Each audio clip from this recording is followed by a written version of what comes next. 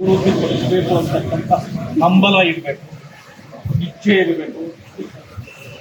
ವಿರೋಧ ಪಕ್ಷಗಳು ಕೊಡ್ತಕ್ಕಂಥ ಸಲಹೆ ಸೂಚನೆಗಳನ್ನ ಸ್ವೀಕರಿಸತಕ್ಕಂಥ ಒಂದು ದೊಡ್ಡತನ ಇರಬೇಕು. ಈ ಸರ್ಕಾರ ಅದನ್ನು ಕಳ್ಕೊಂಡಿದ್ರೆ ನಾವೇನ್ ಮಾಡಕ್ಕಾಗುತ್ತೆ? ಇದು ಸಂವಿಧಾನ ವಿರೋಧಿ, ಉತ್ತರ ಕರ್ನಾಟಕ ಸಮಸ್ಯೆಗಳ ವಿರೋಧಿ, ಒಟ್ಟಾರೆ ಉತ್ತರ ಕರ್ನಾಟಕ ಬೆಳೆಯೋದವರಿಗೆ ಬೇಕಿಲ್ಲ ಅಂತಕ್ಕಂಥ ಇದರಲ್ಲಿ ಅರ್ಥವಾಗುತ್ತೆ. ನೀವೇನಾದ್ರು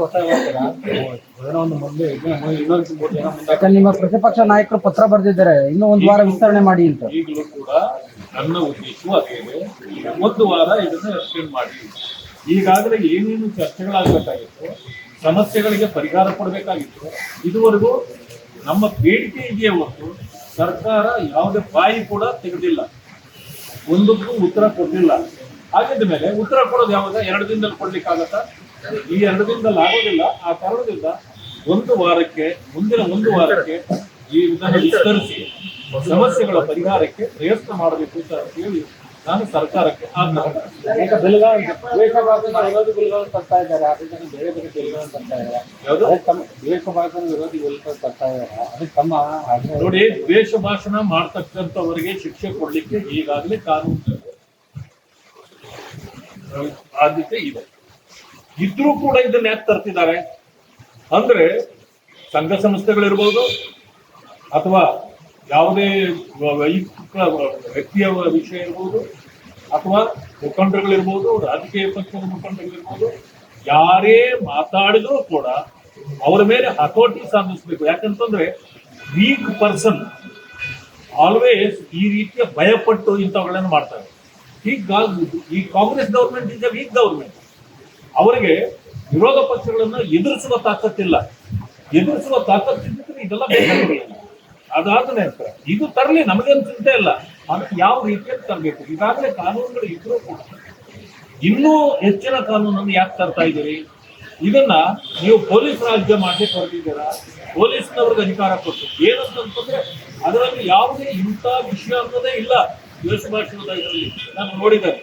ಅಂದ್ರೆ ಏನು ಮಾಡಿದ್ರು, ಯಾರೇ ಬಂದು ಕಂಪ್ಲೇಂಟ್ ಕೊಟ್ಟರು, it is a non bailable.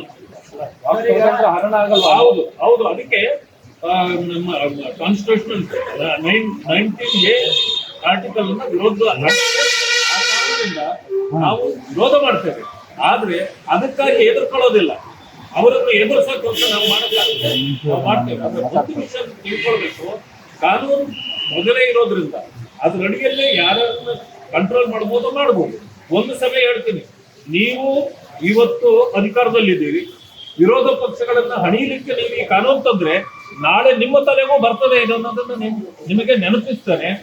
ಈಗಲೂ ಕೂಡ ಏನಾದ್ರೂ ಇದು ಜಾರಿಗೆ ಬಂದಿದ್ದೇ ಆದ್ರೆ ಅರ್ಧ ಮಂತ್ರಿಗಳಿದ್ದಾರಲ್ಲ ಈ ಕ್ಯಾಬಿನೆಟ್ ಅಲ್ಲಿ, ಇವರೆಲ್ಲರೂ ಜೈಲಲ್ಲೇ ಇರ್ಬೇಕಂತದೆ. ಯಾಕಂದ್ರೆ ದ್ವೇಷ ಭಾಷಣ ಮಾಡ್ತಕ್ಕಂಥವರೇ ಇವರು. ಯಾರ್ಯಾರು ಏನೇನು ಮಾತಾಡ್ತಾರ, ಪ್ರಧಾನಮಂತ್ರಿಗಳನ್ನ ನಿನ್ನೆ ಏನ್ ಮಾತಾಡಿದ್ದಾರೆ, ಸಮಾಧಿ ಕಟ್ತೀವಿ ಅಂತ. ನಮ್ಮ ಮಾನ ಮರ್ಯಾದೆ ಅದು ಇದೆಯೇನ್ರಿ ಇವ್ರಿಗೆಲ್ಲ? ಪ್ರಧಾನಮಂತ್ರಿ ಒಬ್ಬರನ್ನ ಸಮಾಧಿ ಕಟ್ಟಲಿಕ್ಕೆ ನಿಮಗಾಗತ್ತಾ? ಒಬ್ಬ ಪ್ರಧಾನಮಂತ್ರಿಯನ್ನ ವಿಷದ ಸರ್ಪಕ್ಕೆ ಹೋಲಿಸ್ತೀವಿ, ಇದು ದ್ವೇಷ ಭಾಷಣ ಅಲ್ವಾ? ಒಬ್ಬ ದೇಶದ ಅಧ್ಯಕ್ಷರನ್ನ ಅವಳು ಅಂತೀರಿ, ಒಬ್ಬ ಫೈನಾನ್ಸ್ ಮಿನಿಸ್ಟರ್ನ ಯಾವಳವಳು ಅಂತ ಕೇಳ್ತೀರಿ. ನಿಮಗೇನಾದ್ರೂ ನಾಚಿಕೆ ಮಾನ ಮರ್ಯಾದೆ ಇದ್ರೆ ಇಂಥವೆಲ್ಲ ನಿಲ್ಲಿಸಬೇಕು. ಇದು ದ್ವೇಷ ಭಾಷಣ. ಇದರಿಂದಾಗಿ ನಿಮ್ಮನ್ನ ಜೈಲಿಗೆ ಕಳಿಸಬಹುದೇ ಹೊರತು ನಮ್ಮನ್ನಲ್ಲ. ನಾವು ಇಂಥ ಅಚಾತುರ್ಯಗಳಿಗೆ ಕೈ ಹಾಕೋದಿಲ್ಲ ಅಂತಕ್ಕಂಥದ್ದನ್ನ ಮುಖ್ಯಮಂತ್ರಿಗಳಿಗೆ ಮತ್ತು ಅವರ ಸಹೋದ್ಯೋಗಿಗಳಿಗೆ ಹೇಳಿಕ್ ಬಯಸ್ತೇನೆ.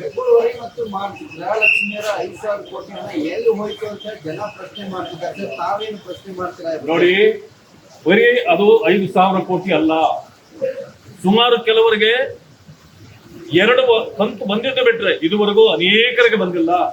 ಎಲ್ಲ ದಾಖಲೆಗಳನ್ನ ತಂದು ಕೊಟ್ಟಿದ್ದಾರೆ, ಇವತ್ತಿನವರೆಗೂ ಅವ್ರಿಗೆ ಬಂದಿಲ್ಲ. ಎಲ್ಲಿ ಹೋಯ್ತು ಗೃಹಲಕ್ಷ್ಮಿ? ಯಾವ ಲಕ್ಷ್ಮಿ ಮನೆಗೆ ಈ ಹಣ ಹೋಗಿದೆ ಹೇಳ್ಬೇಕಲ್ಲ.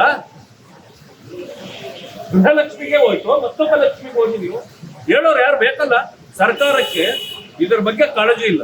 ಆಮೇಲೆ it is A random thinking. ಹೆಂಗೆ ಅಂತಂದ್ರೆ, ಬಸ್ನಲ್ಲಿ ಮಹಿಳೆಯರು ಅತಿ ಪ್ರಯಾಣ ಮಾಡಿದ್ದಾರೆ, ಅದಕ್ಕೆ ಇಷ್ಟು ಹಣ ತೆಗಿತೀವಿ ಅಂತ.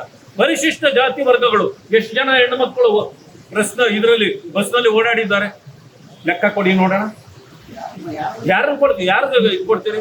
ಹಾಗೇನೆ ಗೃಹಲಕ್ಷ್ಮಿದು ಕೂಡ, ಗೃಹಲಕ್ಷ್ಮಿ ಅಂತಂದ್ರೆ ಯಾರು? ಅದೇ ಗೃಹಲಕ್ಷ್ಮಿ ಅಂತಂದ್ರೆ ಯಾರು? ಹೆಣ್ಣು ಮಕ್ಳಲ್ವೇ?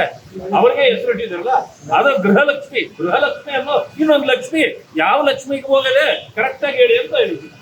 ಸರ್, ಈಗ ಅಪಾರ್ಟ್ಮೆಂಟ್ ನಿವಾಸಿಗಳ ಜೊತೆ ಡಿ ಕೆ ಶಿವಕುಮಾರ್ ಸಂವಾದದ ಸಂದರ್ಭದಲ್ಲಿ ಮಾತನಾಡಿರೋ ಆಡಿಯೋ ವೈರಲ್ ಆಗ್ತಾ ಇದೆ. ಬಹುಶಃ ಅವ್ರಿಗೆಲ್ಲ ಹೇಳಿರೋದು, ಯಾರು ಅವರಿಗೆ ಮುಖ್ಯಮಂತ್ರಿ ಸ್ಥಾನವನ್ನು ಬಿಟ್ಕೊಡ್ತಾ ಇಲ್ವೋ ಅವ್ರಿಗೆ ಥ್ರೆಟ್ ಮಾಡಿದ್ದಾರೆ ಅಂತ ಬಹಳಷ್ಟು ಸೋಷಿಯಲ್ ಮೀಡಿಯಾದಲ್ಲಿ ನೋಡಿದ್ದೀನಿ ನಾನು. ಆದ್ರೆ ಒಂದನ್ನು ಹೇಳ್ತೇನೆ, ನಾನು ಅನೇಕ ವರ್ಷಗಳು ನಾನು ಎಲ್ಲಿದ್ದೆ ಅಂತ ನಿಮಗೂ ಗೊತ್ತು. ಡಿ ಕೆ ಶಿವಕುಮಾರ್ ನಾವು ಜೊತೆಯಲ್ಲೇ ಕೆಲಸ ಮಾಡಿದ್ವಿ. ಮೊದಲು ಅವರು ಮುಖ್ಯಮಂತ್ರಿ ಆಗಬೇಕು ಅನ್ನೋದಾದ್ರೆ ಅವರು ಬಾಡಿ ಲ್ಯಾಂಗ್ವೇಜ್ ಸ್ವಲ್ಪ ಸರಿ ಮಾಡ್ಕೊಂಡ್ರೆ ಜನರಿಗೆ ಬಹಳ ಇಡಿಸ್ತದೆ. ಅದು ಒಂದು.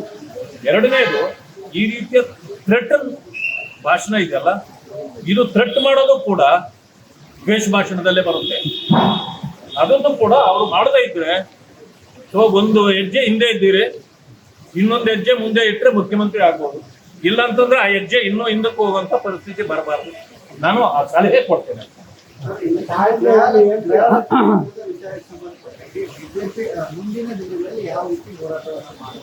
ಮುಂದಿನ ದಿನಗಳಿಲ್ಲ, ಇವತ್ತಿಂದೇ ನಮ್ಮ ಹೋರಾಟ ಪ್ರಾರಂಭ ಆಗುತ್ತೆ. ಮುಂದಕ್ಕೆ ಯಾಕಾಗ್ತದೆ ನಮ್ಮನ್ನ ಇವರು ಖಜಾನೆಗೆ ಕನ್ನ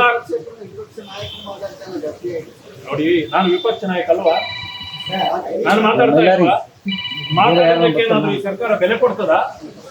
ಮೊದಲು ನೀವ್ ಹೇಳ್ರಿ, ವಿಪಕ್ಷ ನಾಯಕರು ಮಾತಾಡಿದ್ದಕ್ಕೆ ಬೆಲೆ ಕೊಡ್ರಿ ಅಂತ ಹೇಳ್ರಿ ನೀವು ಅವ್ರಿಗೆ. ಇಲ್ಲ ಅಂತಂದ್ರೆ ನಿಮಗ್ ಮಾನ ಮರ್ಯಾದೆ ಇಲ್ಲ ಅಂತಂದ್ರು ಹೌದು ನಮ್ಗಿಲ್ಲ ಅನ್ಕೊಂಡ್ ನಾವು ಹೋದ್ರಿ, ನಾವೇನ್ ಮಾಡ್ಬೇಕು ಅವ್ರಿಗೆ ಅಲ್ವಾ? ಅದಕ್ಕೇನೆ ನಾನು ಕೇಳಿದ್ದು, ಯಾವ ಲಕ್ಷ್ಮಿ ಮನೆಗೆ ಹೋಗಿದೆ ದುಡ್ಡು ಕೊಡ್ರಿ ವಾಪಸ್ ಅಂತ. ಧನ್ಯವಾದ. Thanks for watching Read, Discuss and Debate with editor Dr. Yan Prashant Rao. Wanted reporters in print, digital and visual media for Bharat Vaibhav Daily Newspaper, BV News 5 Channel and BV Fast Web News from all the talukas of Karnataka, Goa and Maharashtra. If interested, send your resume to 9019229369.